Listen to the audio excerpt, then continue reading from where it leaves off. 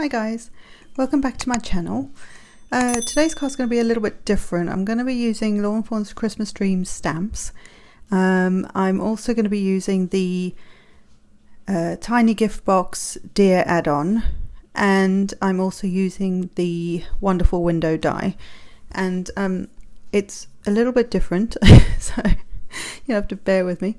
I went back and forth on this idea because the idea sounds lovely, but when I was actually putting it together, I kind of felt like my deer was huge and somewhat out of proportion, but I actually like how it turned out. It turned out quite sweet. So anyway, so the Wonderful Window border dies come with a window box and some flowers.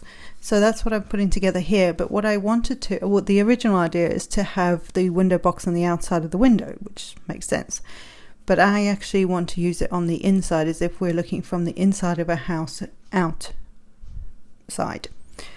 And so I'll show you how I do that in a minute. So now I'm just putting together my little deer, and it's very cute, and it's very, there's a lot of little pieces. There's a lot of little pieces. So yeah, it's very sweet though, and I love how all the little teeny tiny pieces kind of come together and then make this lovely deer. Lawn Fawn think of everything. So there's pieces. I cut the eyes separately, but you can use another piece to actually die cut it so that it fits behind it. But I wanted less bulk. I didn't want so much bulk on the actual card because of where he's going to go. I didn't want too many layers of cardstock. And as you would guess, he is a Rudolph. He is Rudolph. What am I saying? So he's got his little red nose there.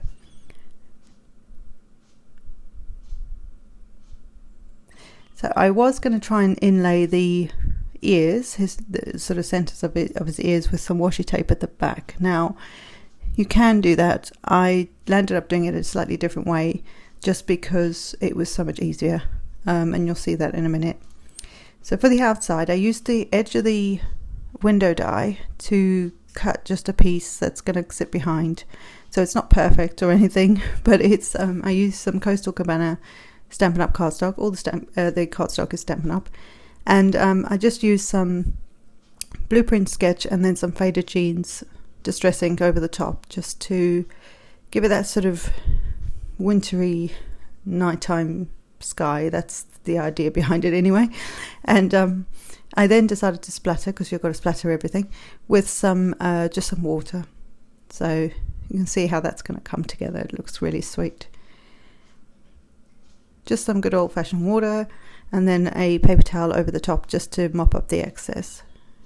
And it just gives a little subtle hint that there's a bit of texture and you know, snow, if you like, outside. That's the idea anyway. You don't see too much of it, but I know it's there, so it's kind of like, for me it was worth doing. So for the flowers, I'm going to actually stick these on the back of the window. So normally you'd have your box on the on the outside, I guess, of the window, but I'm sticking it behind there so that it looks like we're looking from the inside to the outside. And I thought that was quite clever on my part, but and so I'm also now going to stick the deer in, and I'm just trying to position him so that he's within the window, looking in from the outside in. And I just thought he was so cute. But he's huge, and this is where the dilemma came up when I was doing this last night, because I was like, well, he's rather large and my images are not quite, so the proportions are a little bit out of whack, but whatever. He's still cute, and it still turned out quite cute, and I actually quite liked the way it turned out in the end. So yeah. But I just thought that was quite funny, and that's where I sort of sat last night thinking, oh, this isn't going to work the way I had the idea in my head. But it did, and like I say, I quite liked it, so hopefully you guys do too. As you saw, I inlaid his, because I stuck him flat, I inlaid his ear pieces in, so now he's got little pink ears.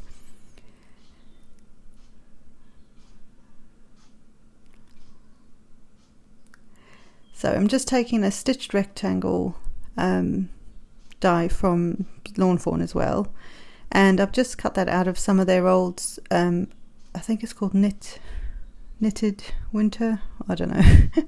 It's an older stamp paper pad that they had, and it's kind of like winter like sweater, kind of knitted sweaters kind of thing. And I just found the really tiniest pattern that I could in a really pale, subtle background. And then I used some old school Stampin' Up paper that I've had for years that is like a wood grain, and I used the edge of the stitched rectangle to die cut that edge so that it had the same stitching all the way around. It's very subtle and you can barely see it, but I know it's there. Again, it's just one of those little finishing touches that I think works really, really well. So for my images, I actually used my polychromo pencils, and I'm not very good with pencils, so this was kind of a wasn't even sure I was going to use these images in the end, whether I was going to restamp them and, you know, colour them in the way I would normally colour them in. But I went with it because actually I like the way the tree turned out, because it's got that texture of a tree. So in the end I quite liked it. But yeah, I'm not very good with pencils, so if anybody's got any hints on that, other than practice, I struggle with them, which is why they don't come out that often. But I do have some, so and the polychromos are a much harder pencil, that's good English, pencil, than the Prismacolor. So the working with them is a little different, although it's kind of a similar sort of product, I believe. Anyway, so I'm just putting some holly on the window. I thought that was quite cute, and I didn't add any glossy accents, but I could have added to his nose, the berries on the holly, and maybe the lights around the tree, and the star maybe. I could have done that too, but this is what I'm saying. He's kind of oversized, but I quite like the way it turned out. So I hope you guys like this, and drag something out of your stash that you haven't used for a long time, or that you're not sure how to use, and try and work with it.